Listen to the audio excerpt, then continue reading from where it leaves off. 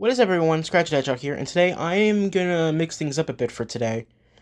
First off, today's my birthday, so happy birthday to me.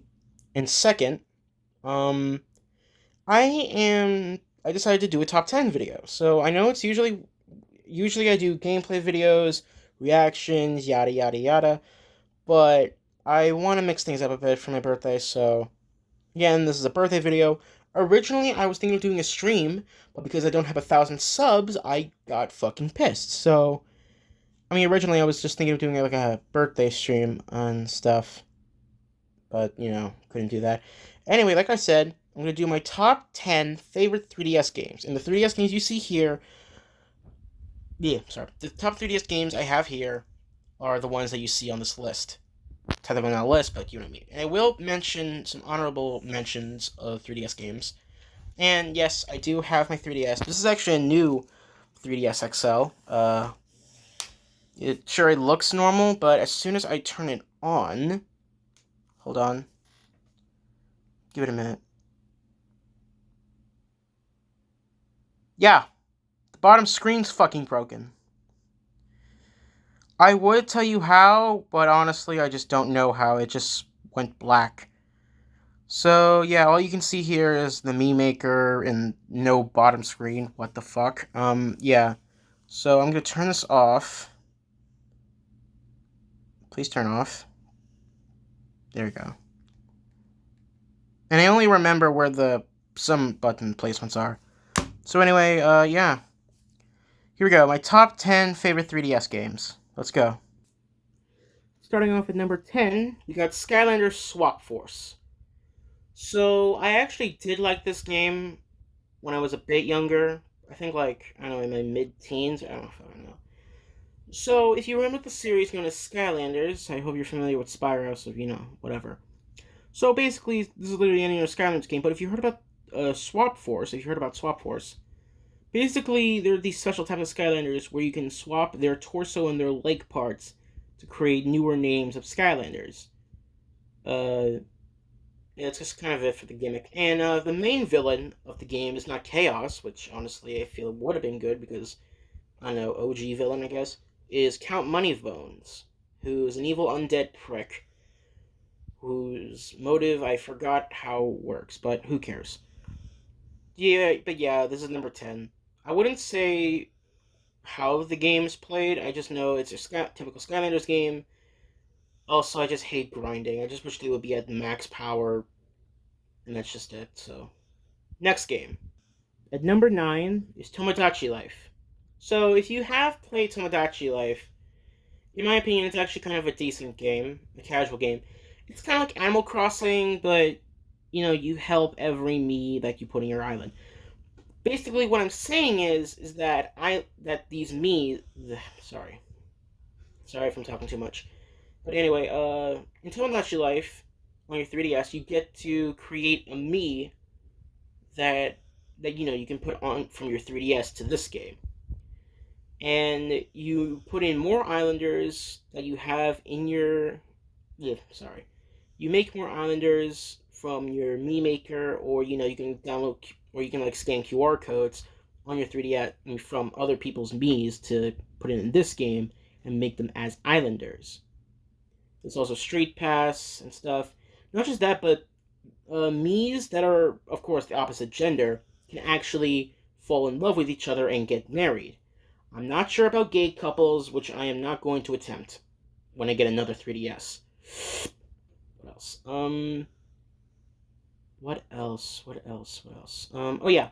And they can even have kids too, which basically the game randomizes the features from both of the parents and create an entirely new Mii.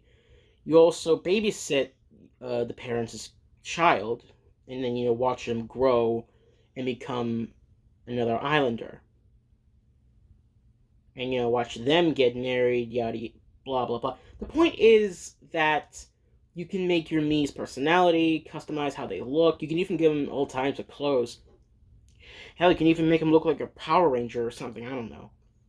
So if you want my recommendation of Tomodachi Life, I would recommend getting it if you just like wholesome games like Tomodachi Life, like putting a bunch of islanders in, make them fall in love, make them have kids. That's just kind of it. Next game.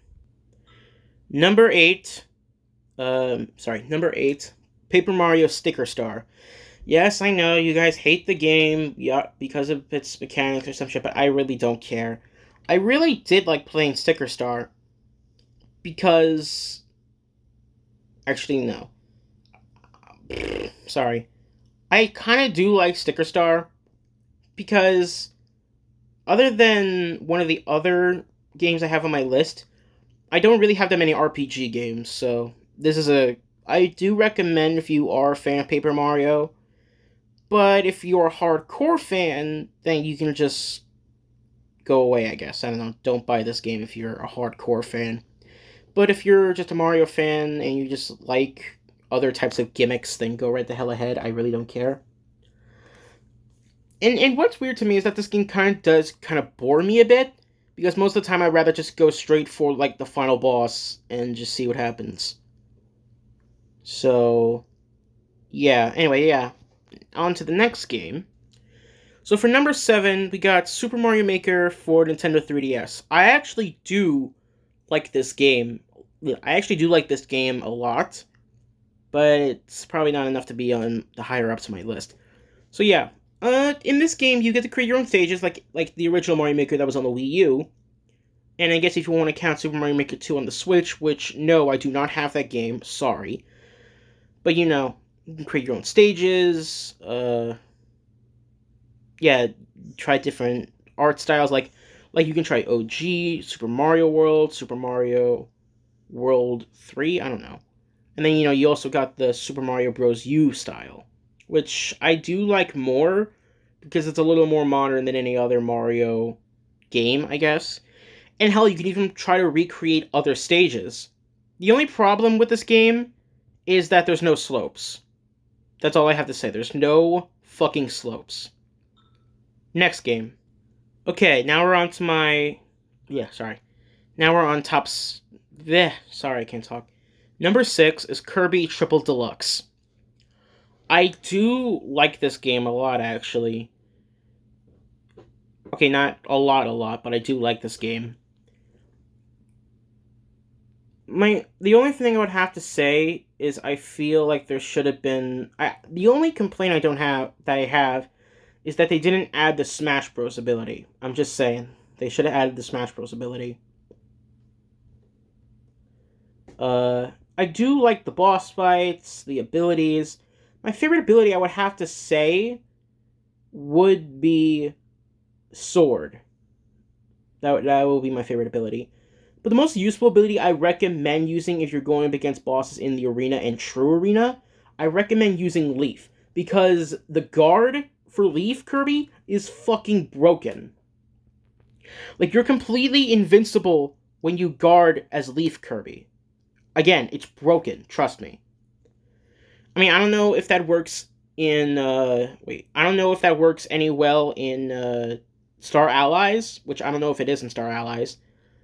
I recommend using the Leaf ability in Triple Deluxe, especially when you're going against a bunch of boss fights. Sure, it does a little damage, but you might as well try.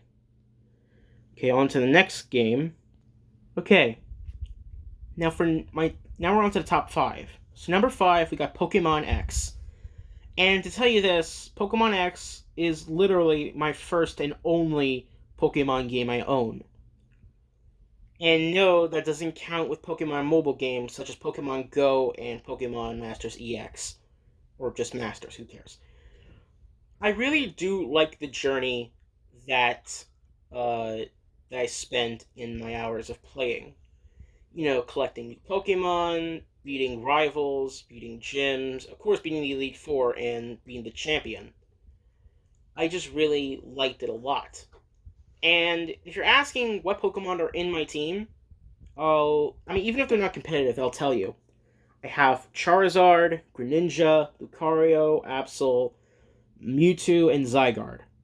Just those Pokemon. And if you're asking, why did you get Pokemon X and not get Y? Well, for one thing, I do have Xerneas, who's, the legendary Pokemon in Pokemon X, and I have a Korean Yveltal that I got from from and I did get a Korean Yveltal from Tonic the Tech Hog, or Tonic the Human, as he's called now, and AKA Marcellus, whatever. But yeah, I got it from him a couple of years back. I really did like having fun using Yveltal. Is it Yveltal or whatever?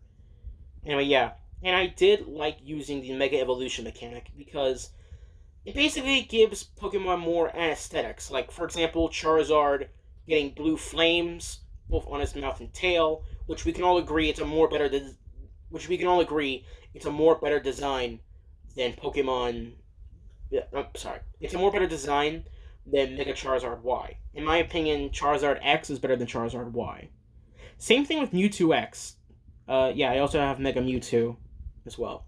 Mega Mewtwo X definitely looks better than Mega Mewtwo Y, in my opinion. Why? Because I said so. Yeah, most of the Pokemon on my team can Mega Evolve, while some of the others just can't. But yeah. So yeah, number 5, like I said earlier, is Pokemon X. So next game. Even though you guys hate it, in my opinion, it's actually a decently good game. And number 4 is Sonic Lost World. So when you're asking, why would you get this if you can just simply get the HD version? Simple. Because I can take it on the go, I'm not a fucking idiot, and because you can actually use Super Sonic in the final boss. Yeah, I do like spending time playing Sonic Lost World. My only complaint are the special stages, which you have to use the gyroscope to like move around your 3DS and stuff, which in my opinion is really fucking dumb. But it's worth it as soon as you get the Chaos Emeralds and you able to unlock Supersonic, which you can actually use in every stage, including the final boss. Something that not even the HD version can do. Sure, you can technically do it, but that's only because you can do it in a glitch and not like actually in the game. I mean, sure, you can go Supersonic in any other stage, but not for the final boss, which honestly, in my opinion, is kind of depressing.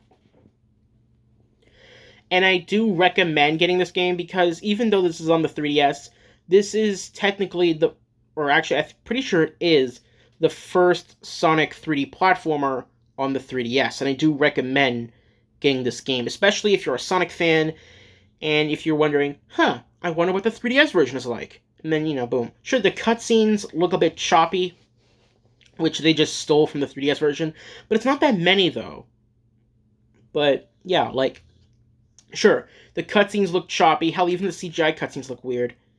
I mean, the CGI cutscenes fine, but the regular in-game cutscenes are weird because they're pre-rendered and they look all choppy. But yeah, I do recommend getting the game. Also, spoiler alert, just in case you never played the game, or you played the game but you never noticed it.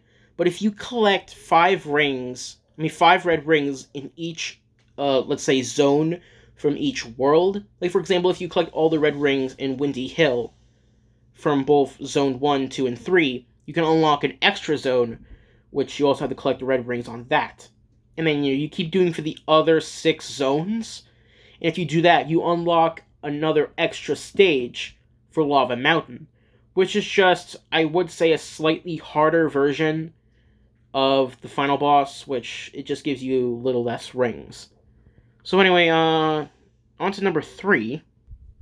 Okay, now for the bronze medal, for number 3, we got Kingdom Hearts 3D Dream Drop Distance.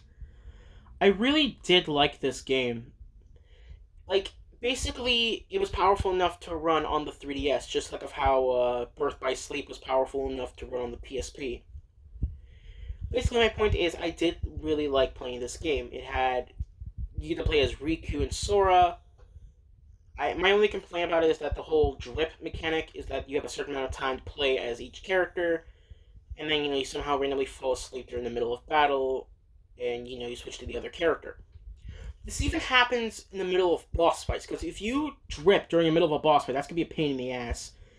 I really never use any items to help me to last long with the drip mechanic. That's just kind of it. I never bother using it, and I just rather just let the timer break out, and then I'll switch to another character. But yeah, though, if you're asking what's going on, it's because I'll just say this: the plot of the game is that Riku and Sora are trying to pass the Keyblade Master exam, which, in result, if they pass their test, they become Keyblade Masters. And spoiler alert, because Yen Sid is an asshole, Riku became a Keyblade Master. Yeah, it's bullshit. I do like the Dream Eater mechanic because they're both enemies, but at the same time they're also your allies. Yeah, that's just kind of it. I would have to say what my favorite boss would be. Probably would be against young Xehanort. I don't know what the name of his Keyblade is because I think it has something to do with time. If you're asking what would if I would name his time-based Keyblade, I would just call it, I don't know, Time Over Time. Who fucking cares? What else? I'm trying to think here. Oh yeah, and I did like I guess you can say the true final boss, and that's Riku going against some weird dark version of Ventus's armor from not Dream Drop Distance, from Birth by Sleep, which basically he possesses Sora. So Riku and Sora duke it out. It was really a good boss fight. I would, and the only boss fight I actually hate would have to be the boss fight I probably would have to say is my least favorite, even though even though the reward is satisfying, is Julius. Yeah, I hate Julius. I hate him a lot because he's such a powerful boss. Because when you beat him, you get the ultimate weapon Keyblade, which both Sora and Riku can both get. It's just that I have a hard time trying to beat Julius. I know that some guy made a video about it, but I'd rather just beat him on my own terms. So yeah, so anyway, like I said, Kingdom Hearts 3D Dream Drop Distance gets my bronze medal. Now for the silver medal is Sonic Boom Shattered Crystal. I know what you're thinking. Shouldn't this be at least a bit lower on the list? Sure. I guess you're kind of right about that, but I did like having fun with this game. Sure, the dialogue is just the characters like doing a bunch of grunts and shit, not actually talking, but yeah, that's just kind of it. And I did kind of like the concept of Amy being kidnapped, but I feel like it should have been shown better. Like, for example, Sonic should have at least cared more about Amy. Like he has a thing for her, which we all know that's kind of in the show. And yes, there's a TV show for this shit.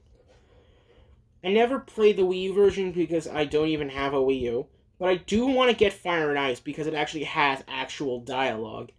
And what I mean is that means it actually has the characters actually talking, which I do want to get.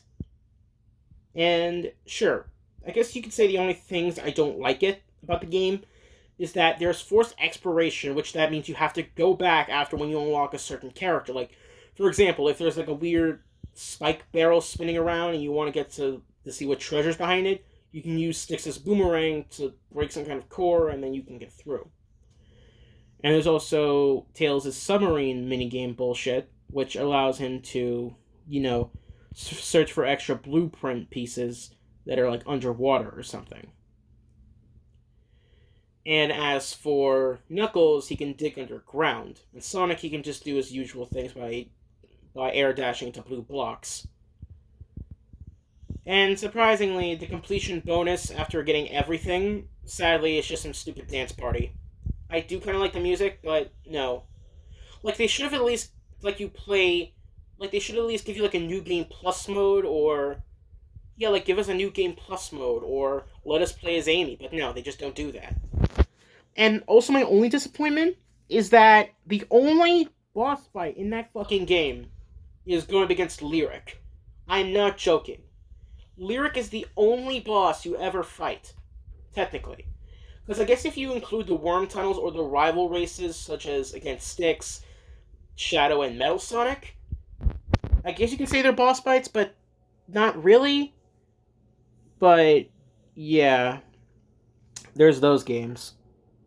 I mean, yeah, there's those rival races. I guess I would consider the rival races being boss fights. It's just that I just hate that the actual boss that you hit or fight or whatever would be against Lyric, which, sure, it sounds nice, but it's definitely not. So, sorry if I'm talking so much, by the way, but, I'm just trying to put some as much detail as I can. And sorry if you hear some weird noise in the background. Right now, you probably just hear, like, some kind of plane passing by. So anyway, on to the next part of the list. And now for some honorable mentions. We got Asphalt 3D and Yokai Watch. So for Yokai Watch, I did play, I would say, about like 20 minutes, or at least an hour. And, I did have a lot of fun summoning yokai, getting more yokai, yada yada yada. And to be honest, though, I only played it for like an hour. And I was just literally just doing nothing. And I was even trying to get some of the Jibanyan crystal things, the crystal Jibanyan things. Well, I don't know, fuck it. And honestly, I probably would. And if you're asking, yes, I did watch the TV show. Sadly, there wasn't any more episodes on Netflix. And, yeah, the weird part is, on Netflix, they kind of go a little borderline crazy with the actual TV show of Yokai Watch, because they're using a lot of, I'm just going to say, risque references. Like, for example, Jibanyan being into cat girls. Even though it's probably weird, because he's a yokai that's also a cat. I'm just saying, it's a kid show, but why are they showing such sexual references? Like, get your shit together. Anyway, we got and next game is Asphalt 3D. I literally played this game for like 5 minutes, and that's it. Alright, sure, it's a racing game, but it's definitely no Mario Kart. Next game in honorable mentions. Sorry if the other things were honorable mentions, but they were. We got Dead or Alive Dimensions. I actually have played this game. I didn't really like the cutscenes that much because it was just still 3D models of all the characters. I'm not kidding. Like, it's literally just still models of the 3D characters, which honestly was a disappointment. And there were some times where it actually was like of the characters actually moving, but other times it was they weren't moving at all.